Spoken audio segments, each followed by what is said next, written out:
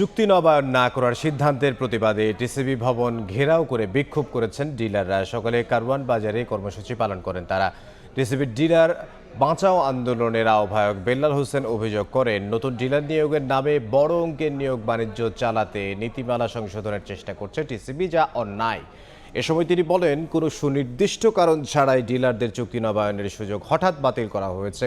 ডিলারদের কাছ থেকে অতিরিক্ত অর্থ আদায় ও নানা হয়রানি অব্যাহত রয়েছে, যা কাম্য নয় বলেও জানিয়েছেন তিনি। যদি দুর্নীতি এমন মনে হয় ওই আইনের পরিপন্থীতে, তো প্রয়োজনে সরকার চাইলে আমাদের তদন্ত সাপেক্ষে দেখতে পারত। কিন্তু তদন্ত করার পর তারপরেও যদি আমাদেরকে গৈরহ বাদ দেওয়া হয়েছে, কেন বাধ্য হয়েছে, আমরা এই টিসিবির চেয়ারম্যানের কাছে আমরা জবাব চাই। অনেক ভাইরা কমেন্ট করে যে নতুনরা আসবে না। হ্যাঁ, নতুনরা আসবে, নতুনদের সাথে পুরানদের বহল রাখা, নতুনদের না হোক। যারা দুর্নীতিগ্রস্ত আছে তাদেরকে বাদ দিয়ে আমাদেরকে যারা স্বচ্ছতার সহিত ব্যবসা বাণিজ্য করেন তাদেরকে টিসিবির ডিলার হিসাবে নবায়ন করা হয়।